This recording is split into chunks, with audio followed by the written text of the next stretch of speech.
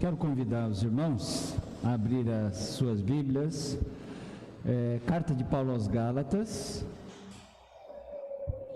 verso de número 6 até 17. Gálatas, capítulo 1, versos 6 a 17.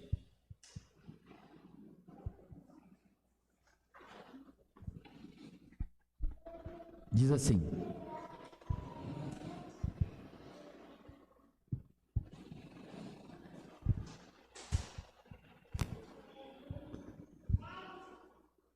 Paulo começa dizendo o seguinte: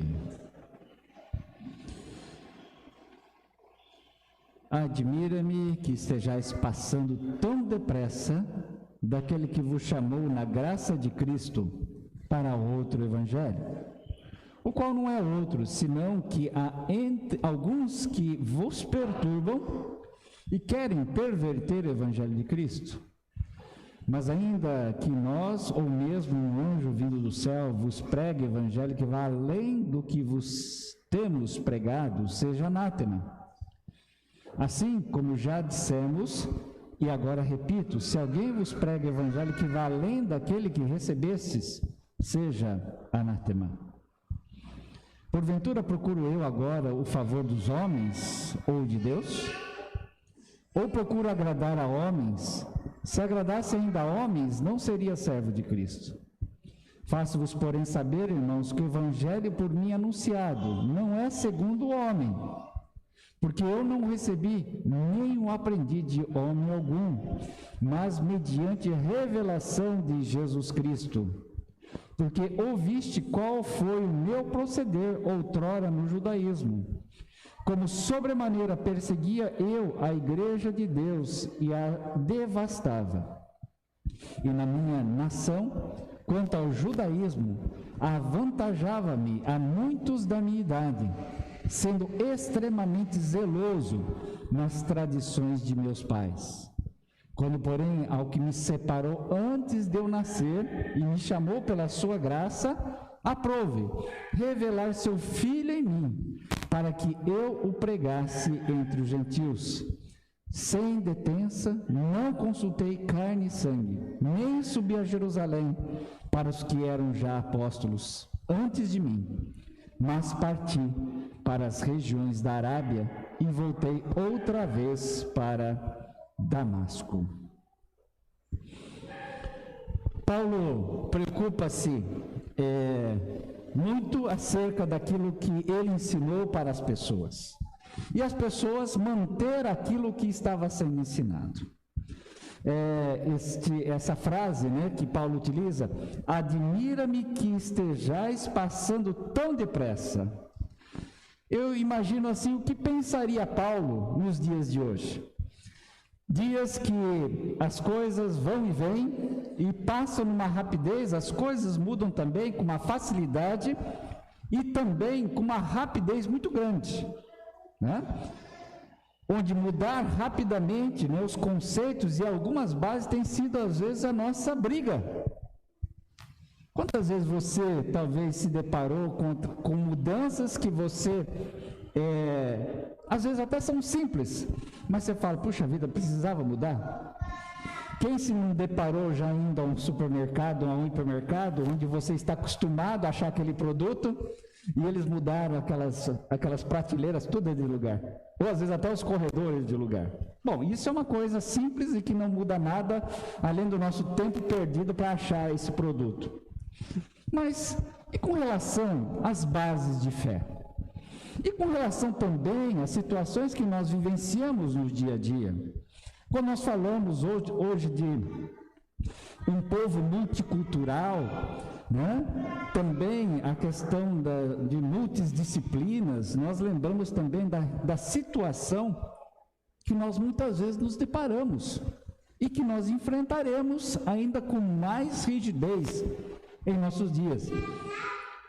O que dizer acerca de pessoas que se dizem cristãs, mas não têm as bases de vivências cristãs?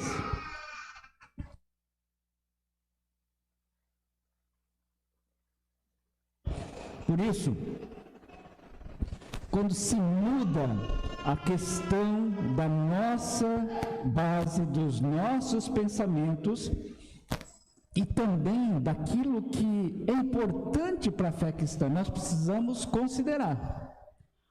Hoje, quando você tem o celular, hoje, quando você tem também outras coisas que você pode ter a informação, muitas informações são informações falsas. Você pode verificar aí que hoje, nesse tempo de política, a questão do fake ou do falso, ou da falsa informação, é muito comum. E Paulo já enfrentava isso. Paulo inventava o evangelho fake. Paulo enfrentava a situação que ele diz, olha, seja sem valor, seja anátema, seja desqualificado o evangelho que não tem essa característica de Cristo ressurreto, de Cristo que muda, que transforma, que pede mudanças também. E muitas vezes hoje as pessoas estão acostumadas e estão interessadas mais em mudanças e alterações do que permanecer com a base sólida em Cristo. Alguns buscam novidade e acabam se afundando nas novidades porque esquecem do principal, que é Cristo. E Paulo está muito certo quando ele diz assim, olha, é muito importante esse evangelho que trouxe mudança. O evangelho significa boas novas, as boas notícias, e não falsas notícias, mas sim boas notícias. Muitas pessoas acham que o evangelho é falho, é incompreensível, e também é coisa antiga, mas não, é boas novas. E pessoas que pensam assim, pessoas que às vezes não querem receber de um coração aberto, esse evangelho que Deus nos dá através da sua palavra. Aqueles que receberam verdadeiramente a transformação, que viram que as trevas não podem se confrontar com a luz, que a luz é a luz verdadeira, e essa luz transforma. Isso é o que nós precisamos estar vivenciando e vivendo e experimentando a cada dia. Por isso Paulo transmite aqui a questão de dois evangelhos. Primeiro, que ele fala é anátema. Eu falo, esse é o evangelho fake. E eu digo que tem muitos adeptos hoje do evangelho fake. O evangelho que provém de homens. O evangelho que agrada homens. E ele aqui coloca, procuro eu agradar homens? Aquelas pessoas que ele cita aqui, ele fala, olha, vocês, Gálatas, eu admiro porque vocês estão passando muito rápido daquele que vos chamou para o outro evangelho. Depois ele até corrige, não é outro evangelho, senão que é algo errado e falso, que alguns homens têm propagado. O evangelho fake, hoje, falaria Paulo. Esse evangelho perverte, e a gente pode dizer como ele, nem que seja outro evangelho. Perverte, ensinamento que perverte, perturba, traz uma bagunça mental e traz também na vida da pessoa uma vida não transformada. Porque não provoca um impacto positivo na vida das pessoas. Não provoca mudança. A pessoa é só religiosa.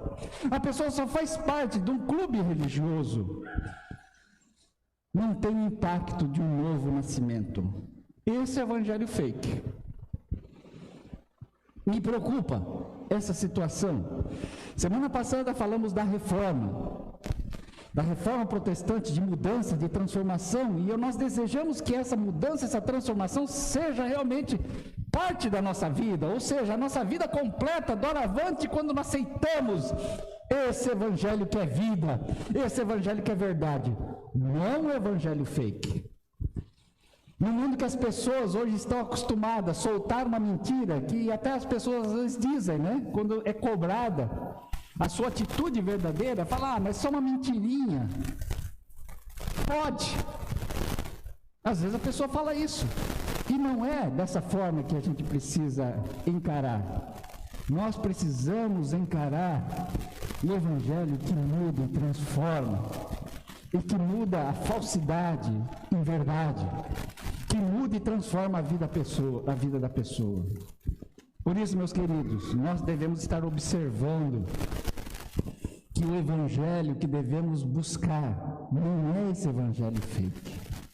Não é o evangelho que lança uma mentira e parece que é verdade. Há pessoas que às vezes se faz de uma boa religião. Se você parar hoje, num determinado bairro, ou melhor, nem parar, né? Você caminhar por um bairro, é um bairro aí nos arredores aí de Campinas, quantas igrejas em nomes diferentes você verá? E aí eu pergunto, quantas dessas provém de Deus e quantas dessas provém de homens? Por isso, nós precisamos estar olhando essa questão. E sabendo também, se você quiser fazer uma outra visita mais rápida essa, é só você navegar na internet. E você vai ver nome de tudo quanto é tipo. E também as ditas doutrinas. E eu quero dizer uma seguinte expressão. Duvide. Quando a pessoa fala que teve uma visão de Deus, duvide já. Porque visão, né, do homem que fala, eu tive uma visão de Deus. Que coisa é essa? Eu não estou dizendo que você não pode ter essa comunhão com Deus, mas você falar assim que teve uma visão, você partilhar uma visão pessoal para uma questão de você levar as pessoas para essa visão pessoal, se não tiver embasamento na palavra, eu falo, está aí o evangelho fake. E eu não tenho medo de dizer isso. Digo isso porque hoje é muito comum você encontrar falsidades. E é por isso aqui que eu quero ressaltar a questão daquilo que não é fake. Verso de número 7 diz assim: querem perverter o evangelho de Cristo. O evangelho verdadeiro é o de Cristo. O evangelho verdadeiro é do Cristo que se fez pecador por nós. O evangelho de Cristo é aquele que morreu na cruz por nós. O evangelho de Cristo é aquele que ressuscitou ao terceiro dia. O evangelho segundo Jesus Cristo é aquele que tem o poder de transformar a vida. E vida que tem que estar sempre arrependendo-se dos seus pecados. Evangelho que não fala do pecado da pessoa, que ela tem que pedir perdão a Deus e que Jesus morreu pelos pecados, eu já começo a duvidar que é o evangelho verdadeiro. Tem gente que fala assim, não, a palavra de Deus tem que ser doce, né? As pessoas têm que se achegar, e por conta disso não fala do pecado, que tem que se arrepender. O evangelho de Cristo fala do pecado, fala do pecador. Muitas pessoas que chegavam diante de Jesus ele falava, né? Arrependa-se e não peques mais, arrependa-se. E ele sempre levava a pessoa à consciência do pecado. Por quê? Porque esse evangelho é o evangelho que leva à consciência do pecador do seu pecado. Nós não somos perfeitos, nós temos pecado. E ele leva à confissão desse pecado. Esse é o evangelho de Cristo. O evangelho de Cristo que transforma a vida da pessoa de um pecador para aquele que é salvo, para aquele que é perdoado, para aquele que reconhece o poder da palavra que diz, se confessarmos os nossos pecados, ele é fiel e justo para nos perdoar os pecados e nos purificar de toda injustiça. Esse é o evangelho de Cristo. O evangelho que salva, o evangelho que tem poder de salvação. Paulo escreve aos Romanos e diz assim, que o justo viverá pela fé, que Jesus morreu pelos nossos pecados, que Jesus fez uma obra maravilhosa por nós. Esse é o evangelho de Cristo. O evangelho de Cristo é o evangelho que coloca toda a ação de salvação em Cristo Jesus. E não é aquela que tenta justificar que o ser humano é bom, que o ser humano tem alguma coisa. que o ser humano não é apenas filho do rei, e que por ser filho do rei ele pode obrigar as pessoas. Não, o Evangelho de Cristo é aquele que segue os passos de Cristo, é aquele que segue como discípulo de Cristo, seguindo a mensagem, a palavra de Jesus, o Mestre. Aquele que quiser ser os meus discípulos, né? Negue-se a si mesmo, tome sua cruz e siga-me. Esse é o Evangelho de Jesus Cristo. O Evangelho de Jesus Cristo inspira as pessoas, por isso que os discípulos foram atrás de Jesus. E quando confrontados diante da situação de glória, diante da situação também de você precisar de decidir, as pessoas disseram assim: duro esse discurso, está lá relatado no Evangelho de João, quem poderá suportá-lo? Jesus estava falando que ele era o pão da vida. E os judeus falaram assim: como você pode ser pão? Nós vamos comê-lo então como pão? Eles não conseguiam compreender isso. E não achavam que Jesus Cristo era o Filho de Deus. Não achavam que esse era o Evangelho. E então, ele pergunta para os seus discípulos: vocês querem também ir? Como se dizendo: olha, a porta é a serventia da casa. E Pedro toma a dianteira e fala assim: não, Senhor. O Senhor tem palavra de vida eterna. Esse é o Evangelho de Cristo. Crê para ser salvo, crê para ter a vida eterna, crê reconhecendo também as limitações, mas sabendo que a obra de Cristo é suficiente para perdoar os meus pecados, para receber esse Evangelho, para obedecer esse Evangelho. E também para, com fé, viver essa vida com Jesus Cristo. Por isso, meus queridos, esse Evangelho de Cristo Jesus é bem diferente do outro Evangelho. Não é um outro Evangelho, mas é um pseudo-evangelho. É um evangelho falso, é um evangelho fake, bem diferente do Evangelho de Cristo. E esse Evangelho de Cristo, que nesse tempo de pós-reforma, eu quero dizer, é o Evangelho que nós precisamos estar seguindo. Evangelho que salva, Evangelho que transforma, Evangelho que fortalece, Evangelho que demonstra o caminho, Evangelho que fala assim: olha, não é o servo maior que o seu Senhor. Se perseguiram a ele, vai perseguir também a cada um de nós. Esse é o ensinamento. Ah, mas por que esse evangelho assim parece que é um evangelho de perdedor? Não. É o evangelho que demonstra a vitória de Cristo. Não é o evangelho segundo os homens, mas o evangelho segundo Deus. Que a glória está em Deus e não está no homem. Mas o amor de Deus está no homem. Porque o homem que apenas tenta se gloriar, ele não tem amor, senão por si mesmo. Mas amor às outras pessoas eles não têm. Mas o Evangelho de Cristo demonstra o grande amor de Deus pela vida do ser humano. E é por isso que ele enviou Jesus Cristo para morrer por nós. Por isso é muito importante, irmãos, que cada um fique firme no Evangelho de Cristo e atento para situações e pessoas que queiram buscar esse outro Evangelho. Evangelho que perverte, evangelho que perturba, evangelho que às vezes tenta buscar a glória dos homens. Eu fico muito preocupado quando as pessoas começam a buscar muitas coisas tão somente para si mesmo, e não a glorificação de Deus. Ah, nós precisamos de cura, precisamos. Nós precisamos de bênção, precisamos. Nós precisamos, acima de tudo, reconhecer que Deus deseja a nossa adoração e que nós somos servos e adoradores desse Deus maravilhoso.